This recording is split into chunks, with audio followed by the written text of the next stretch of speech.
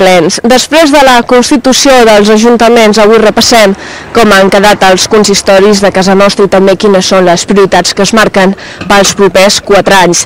A Tarragona, el socialista Josep Félix Ballesteros continua ocupant l'alcaldia, però ho fan un govern en minoria. Avui també repassem quin és el cartipàs municipal de Tarragona, on destaquen 6 grans àrees. Ballesteros es va imposar a la votació com ja s'esperava amb els 12 vots del grup socialista. Victoria Forns i Alejandro Fernández van rebre cadascú els 7 vots dels seus respectius grups. Iniciativa per Catalunya es va abstenir.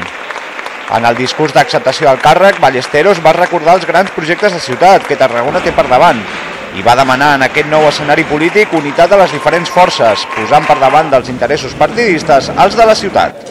He dit aquests darrers dies i que crec que tots hem compartit d'una manera o d'una altra. La humilitat, la necessària humilitat, el diàleg i el consens, la unitat, formulada de diverses maneres, però la unitat, la defensa dels interessos de Tarragona per damunt de les estratègies legítimes dels diversos partits i finalment, i no menor, l'austeritat. La portaveu de Convergència, Victoria Forns, per la seva banda, va demanar en el seu discurs que el proper equip de govern exerceixi amb més responsabilitat i humilitat que en els darrers 4 anys. Forns va manifestar que, tot i no canviar el color polític del consistori, el canvi ja ha començat a la ciutat. Aquells que es pensaven que tot romandria igual, o que els canvis, fent del principi de Lampedusa una llei gairebé universal, ho deixarien tot com estava, van errar en el judici de ple.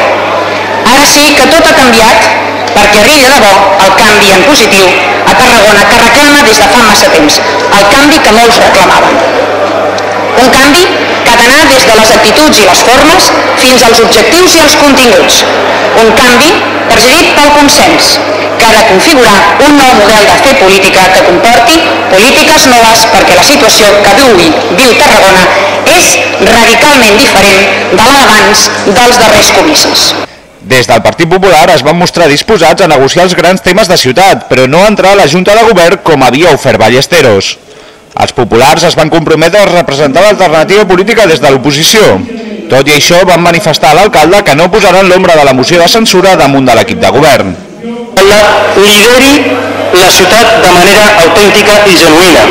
Tindrà la tranquil·litat, i és un compromís personal i també del meu grup, que no tindrà, com la va definir vostè ahir en una entrevista, l'espasa de Damocles d'una moció de censura després de les generals. Qui es pensi que això passarà és que no ens coneix. És una qüestió ètica i moral. Una moció de censura no es presenta tàcticament perquè sí. Això no li passarà, pot estar tranquil, no li passarà, però sisplau lideri la ciutat. La nova formació representada a l'Ajuntament, Iniciativa per Catalunya, va demanar al nou alcalde que escolti la veu d'una ciutadania que mostra una desafecció clara cap al model polític actual. Una cosa va molt malament si tanta gent passa del que estem fent nosaltres aquí i el soroll arriba fins aquí. Els vots no són xecs en blanc perquè els partits els interpretin després segons les seves conveniències. Aquests dies he sentit parlar de governabilitat i en realitat es parlava d'estabilitat, de tenir governs còmodes.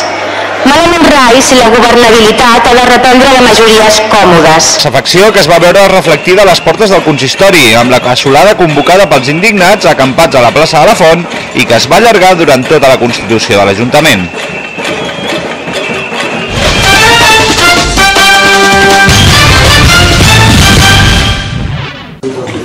La primera tasca que ha dut a terme Josep Félix Ballesteros després de ser investit alcalde ha estat la signatura del decret que configura el nou cartipàs municipal que agafarà les regnes del govern els propers 4 anys.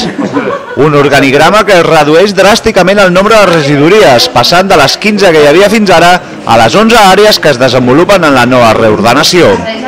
L'àrea econòmica tindrà un gran pes en el nou govern, eixamplant-se, a més amb economia i hisenda, amb recursos humans, contractació i societat de la informació, i amb Pau Pérez novament al capdavant. L'altra gran àrea serà la que assumirà Carles Castillo, que continuarà al capdavant de Seguretat Ciutadana, però a més assumirà la responsabilitat d'urbanisme.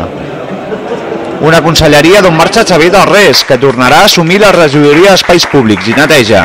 Dins dels temes de territori, Begoña Floria, que continuarà com a portaveu de l'equip de govern, assumeix la conselleria de Medi Ambient, Mobilitat i Llicències.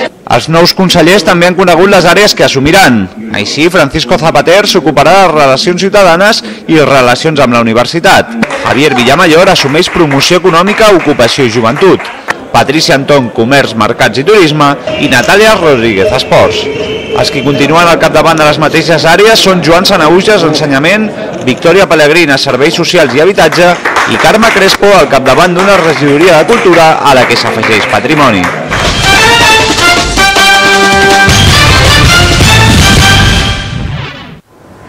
A Salou